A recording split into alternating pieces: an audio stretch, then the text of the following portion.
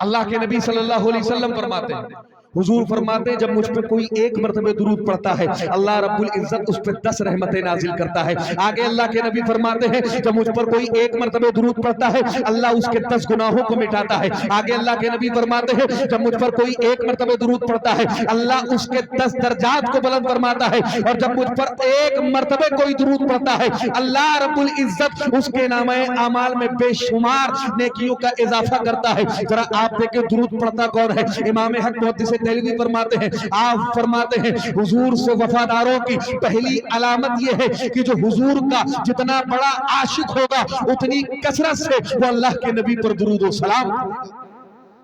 ذرا توجہ آپ رکھیں، دیکھیں حضور پر درود پڑھتا کون ہے اور حضور پر درود و سلام کو سن کر کے مچلتا کون ہے۔ اور اہل بیت کے ایک عظیم چشم و چراغ گزرے ہیں جن کو دنیا حضرت امام باقر کے نام سے جانتی ہے۔ آپ کو معلوم ہے یہ امام باقر کون ہے؟ یہ امام باقر بیٹے ہیں امام زین العابدین کے۔ امام زین العابدین بیٹے ہیں حضرت امام حسین کے۔ حضرت امام حسین شہزادے ہیں حضرت مولا علی کے، اور حضرت علی بیٹے ہیں حضرت ابو طالب کے، اور حضرت ابو طالب بیٹے ہیں حضرت عبد المطلب۔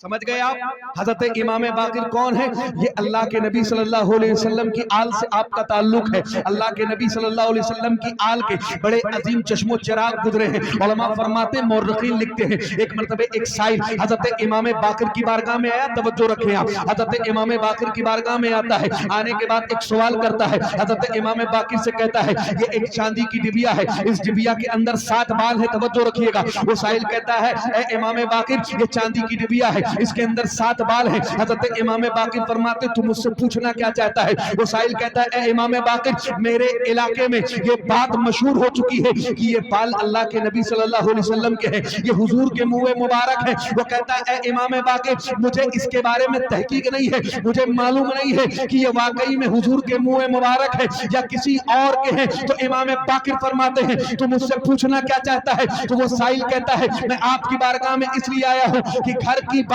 گھر والا زیادہ جانتا ہے، ذرا آپ دیکھ کے بتا دیں کہ یہ بال حضور کے ہے کہ نہیں ہے، ان کا تعلق حضور کی ذات سے ہے کہ نہیں ہے، یہ منہ مبارک حضور کے ہے کہ نہیں ہے۔ اس لیے کہ لوگ آتے ہیں اور اس کا ادب و احترام کرتے ہیں، لوگ اسے بوسہ دیتے ہیں، لوگ اسے تعظیم و تکریم کی نظر سے دیکھتے ہیں، لیکن مجھے معلوم نہیں ہے کہ یہ بال واقعی میں حضور کے ہے کہ نہیں ہے۔ امام باقر نے ڈبیا کو لیا ہے، توجہ رکھیں آپ، چاندی کی ڈبیا آپ نے لی ہے، اور لینے کے بعد آپ نے ایک ایک بال کو نکالنا شروع کیا ہے اور اپنے ہاتھ پہ رکھنا شروع کیا ہے، اور جتنے لوگ اس وقت امام باقر کے پاس موجود تھے، جتنے آپ کے ساتھی وہاں تھے، جتنا لوگوں کا مجمع تھا، سب سے امام باقر نے کہا کھڑے ہو جاؤ اور کھڑے ہو کے حضور پر درود و سلام پڑھنا شروع کر دو۔ محققین فرماتے ہیں امام باقر نے بالوں کو نکالنا شروع کیا ہے، 7 بالوں کو آپ نے اپنے ہاتھوں پہ رکھا ہے، 4 بال کو آپ نے اپنے پاس رکھا ہے، 3 بال کو لیا ہے اور لے کر کے پھینک دیا ہے۔ وہ سائل کہتا ہے آپ نے 3 بالوں کو پھینکا ہے، 4 کو سنبھال کر کے رکھا ہے،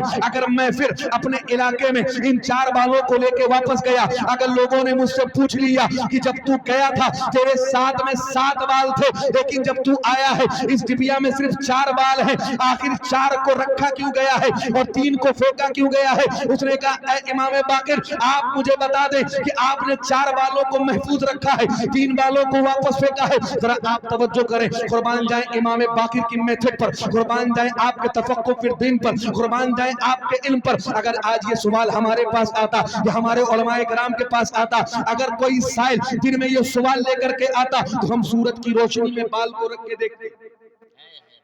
اگر بال کا سایہ نظر آتا تو ہم یہ کہتے کہ یہ بال حضور علیہ السلام، اگر سایہ نظر نہیں آتا تو ہم یہ کہتے کہ یہ بال حضور علیہ السلام کے ہیں، لیکن اگر سایہ نظر آتا تو ہم یہ کہتے یہ منہ مبارک حضور کے نہیں ہے، اس لیے کہ جب حضور کی ذات کا سایہ نہیں ہے، جب اللہ کے نبی کا سایہ اللہ نے نہیں بنایا ہے، تو علماء فرماتے ہیں حضور کے جسم کے کسی عضو کا سایہ نہیں ہے، آپ کے بال کا بھی سایہ نہیں ہے، آپ کے منہ مبارک کا بھی سایہ نہیں ہے۔ اگر رات کی روشنی میں آتا تو ہم، اگر رات کے اندھیرے میں آتا تو ہم لائٹ کے سامنے رکھتے، ٹیوب لائٹ کے سامنے रखते और रख करके देखते कि अगर इसका साया नजर आता है तो हम ये कहते कि इसका ताल्लुक हुजूर की जात से नहीं है, और अगर साया नजर नहीं आता तो हम ये कहते कि इसका ताल्लुक हुजूर की जात से है। लेकिन आप कुर्बान जाए, इमाम बाकिर ने ऐसा कुछ नहीं किया है। आपने बालों को निकाला है, हाथ पे रखा है, 4 बालों को महफूज रखा है, 3 को फेंक दिया है। जब साइल ने पूछा है आपने 4 को संभाल के रखा है, 3 को फेंका क्यों है, आखिर इसकी वजह क्या है? तो इमाम बाकिर ने फरमाया क्या तूने देखा नहीं है कि जब मैंने बाल को निकालना शुरू किया है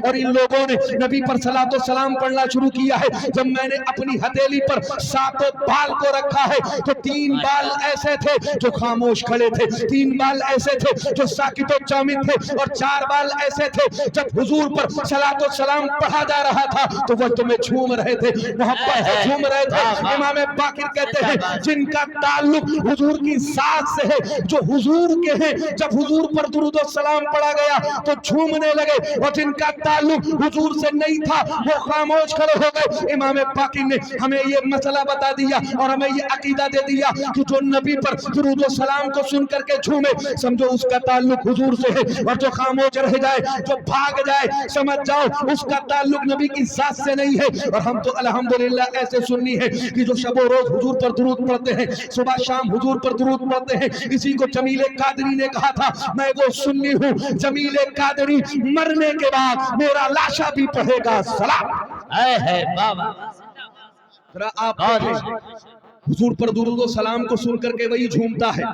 और जब हुजूर पर दुरूद और सलाम पढ़ा जाता है वही वजद में आता है जिनका ताल्लुक हुजूर की जात से हो। देखिए जब हम हुजूर पर दुरूद पढ़ते हैं अल्लाह हमें अता क्या करता है, सैयदुल मलाइका है, हजरत जिब्रील अमीन है, अर्ज करते हैं ए अल्लाह के नबी, अल्लाह ने मुझे वो ताकत दी है, अल्लाह ने मुझे वो कुव्वत दी है, अल्लाह ने मुझे वो कैपेसिटी दी है, अल्लाह ने मुझे वो क्षमता दी है कि ये जो जमीन के जर्रात हैं मैं इनको गिन सकता हूँ, ये जो समंदरों के कतरात हैं मैं इनको गिन सकता हूँ, ये जो आसमानों में सितारे हैं मैं इनको गिन सकता हूँ, ये जमीन पर जो शजरात हैं मैं इनको गिन सकता हूँ। मगर ए अल्लाह के नबी, कायनात में एक चीज है, एक शय है जिसको गिनने की मैं ताकत नहीं रखता हूँ। अल्लाह के नबी फरमाते हैं जिब्रील बताओ वो कौन सी चीज है जिसे तुम गिनने की अपने अंदर ताकत नहीं रखते हो, जिसे तुम गिनने की अपने अंदर कुव्वत नहीं रखते हो। तो हजरत जिब्रील अर्ज करते हैं ए अल्लाह के नबी, जब आपका कोई उम्मती, आपका कोई अहले मोहब्बत, आपसे मोहब्बत करने वाला आप पर एक मर्तबे मोहब्बत से दुरूद पढ़ लेता है, अल्लाह उसके नाम है आमाल में कितनी नेकियां लिख देता है, मैं उसे गिनने के अपने अंदर ताकत नहीं। जिंदाबाद। देखें एक मर्तबे हजरत जिब्रील अर्ज करते हैं अल्लाह के नबी,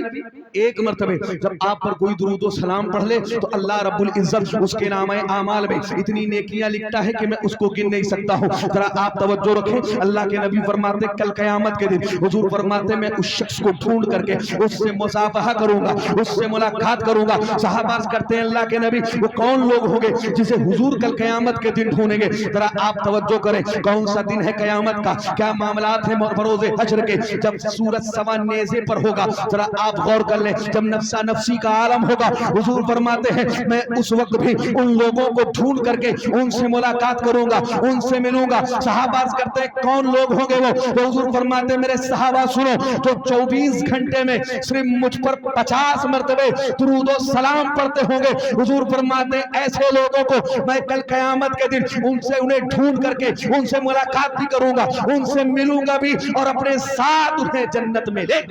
है वाह सुभान अल्लाह। देखें आप अल्लाह के बहुत बड़े वली हैं जिनको दुनिया हजरत मालिक इब्ने दीनार के नाम से जानती है। आप अल्लाह के बहुत बड़े वली गुजरे हैं, जरा तवज्जो रखें आप। मेरी गुफ्तगू आखिरी मरहले से गुजर रही है, इसलिए कारी साहब किबला ने जो वक्त मुझे दिया है इंशाअल्लाह उसी वक्त के अंदर मुझे अपनी गुफ्तगू खत्म करनी है। जरा आप तवज्जो रखें, हजरत मालिक इब्ने दीनार हैं, अल्लाह के बहुत बड़े वली गुजरे हैं। एक मरतबे आप हज करने के लिए गए, आपने खाने काबा के करीब देखा एक नौजवान है जो हुजूर पर दुरूद और सलाम पढ़ रहा है। हजरत मालिक इब्ने दीनार की उस पर नजर पड़ी, आपने उसे दरगुजर फरमा दिया। आप जब सफा मरवा की सही के लिए गए, आपने देखा वही नौजवान है जो नबी पर दुरूद और सलाम पढ़ रहा है। हजरत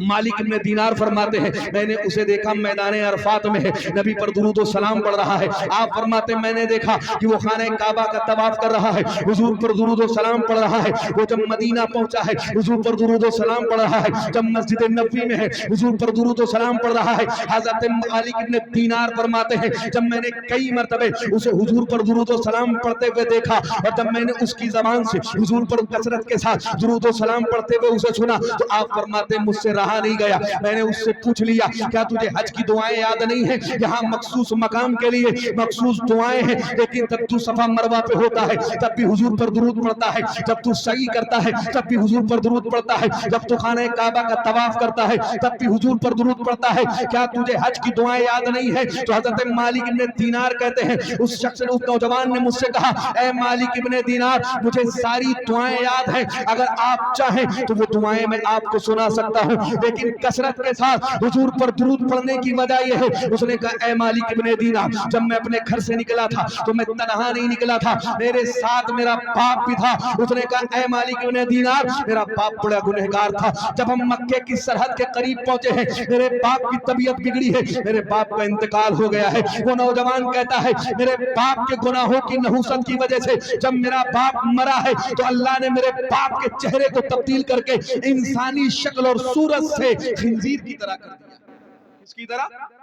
خنزیر کی طرح۔ ذرا میری ماں اور بہنیں بھی توجہ رکھیں، حضرت مالک ابن دینار سے وہ نوجوان کہتا ہے جب میرے باپ کا انتقال ہوا ہے میرے باپ کا چہرہ تبدیل ہوا ہے، میرے باپ کا چہرہ انسانی شکل و صورت سے بدل کے خنزیر کی طرح ہو گیا ہے، سور کی طرح ہو گیا ہے۔ وہ نوجوان کہتا ہے میں اپنے باپ کے سرہانے بیٹھ گیا اور یہ سوچ کر کے رونے لگا کہ اگر میرے باپ کا یہی چہرہ اگر دنیا کے سامنے آ گیا لوگ میری آنے والی نسلوں کو گالیاں دیں گے، لوگ مجھے گالیاں دیں گے، مجھ پر لعن طعن کریں گے، میرے باپ کا نام لے کر کے لوگ نہ جانے کیسی کیسی باتیں کریں گے کہ ان کے خاندان میں کوئی ایسا شخص تھا اور ایسا گنہگار تھا کہ جب وہ مرا ہے تو اللہ نے اس کے چہرے کو تبدیل کر دیا ہے۔ وہ نوجوان کہتا ہے میں اپنے باپ کے سرہانے بیٹھ گیا اور بیٹھ کر کے رونے لگا، روتے روتے میری آنکھ لگ گئی۔ وہ نوجوان کہتا ہے میں نے خواب دیکھا، خواب میں ایک بڑا حسین و جمیل چہرے والا کوئی شخص آیا ہے، بڑا منور اس کا چہرہ ہے، بڑا تابناک اس کا چہرہ ہے، اس سے زیادہ حسین و جمیل میں نے کسی کو دیکھا نہیں ہے۔ وہ نوجوان کہتا ہے وہ میرے خواب میں آئے ہیں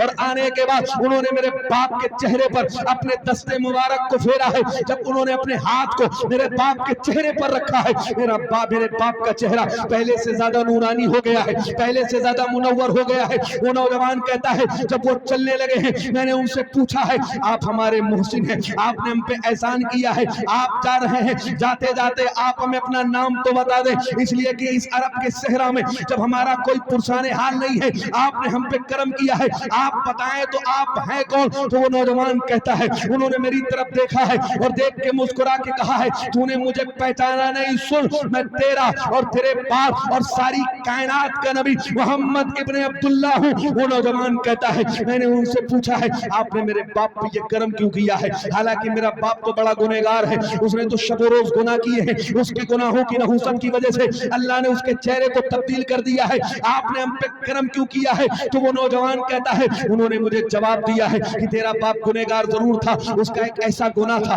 جس گناہ کی بنیاد پر اللہ نے اس کے چہرے کو تبدیل کر دیا، تیرے باپ کا ایک گناہ تھا جس گناہ کو میں تیرے سامنے نہیں رکھوں گا، تجھے نہیں بتاؤں گا، لیکن سن تیرے باپ کے چہرے کو پہلے سے زیادہ منور اس لیے کیا گیا ہے کہ تیرا باپ گنہگار ضرور تھا لیکن جب وہ بستر پہ سونے کے لیے جاتا تھا اس وقت تک وہ سوتا نہیں تھا جب تک میری ذات پر 100 مرتبہ درود و سلام نہ کر لے۔ حضور نے فرمایا جب یہ مرا ہے اس کا چہرہ گناہوں کی نحوست کی وجہ سے تبدیل کیا گیا ہے، لیکن اللہ رب العزت نے مجھے یہ اختیار دیا ہے کہ میرے مصطفیٰ تیرا ایک غلام ہے جو گنہگار ضرور ہے لیکن تجھ سے محبت کرتا ہے، اس وقت تک یہ سوتا نہیں ہے جب تک 100 مرتبہ تجھ پہ درود و سلام نہ پڑھ لے۔ حضور نے فرمایا یہ تیرے باپ کا مجھ پر درود پڑھنا ہے، اس کی برکتیں ہیں کہ آج اس کے چہرے کو میرے پہلے سے زیادہ منور اور تابناک کر دیا ہے، روشن کر دیا ہے۔ میرا امام کہتا ہے چمک تجھ سے پاتے ہیں سب پانے والے، میرا دل بھی چمکا دے